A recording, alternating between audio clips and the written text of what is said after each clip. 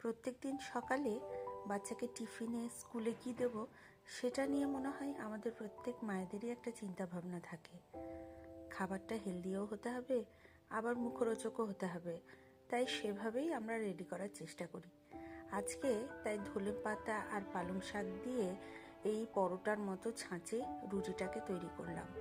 ওদিকে আজ সয়াবিন করেছিলাম, সেই সয়াবিনটাকেই একটুখানি সয়া সস, চিলি সস আর তার সঙ্গে ক্যাপসিকাম, গাজর এই সমস্ত দিয়ে সামান্য একটু টস করে নিয়েছিলাম।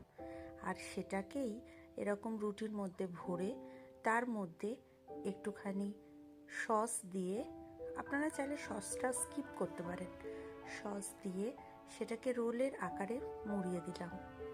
সয়াবিনের সাথে আমি ক্যাপসিকাম, গাজর এগুলো সব ব্যবহার করেছি, তাই আলাদা করে আজকে শসা, পেঁয়াজ বা টমেটো কুচি দিলাম না।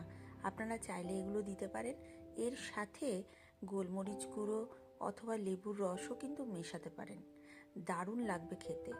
বাড়িতে অবশ্যই একবার বানিয়ে দেখবেন আর আমাকে রিভিউ দেবেন যে সবাই কি বলল। দেখা হবে পরের ভিডিওতে। প্রত্যেকে ভালো থাকবেন, সুস্থ থাকবেন।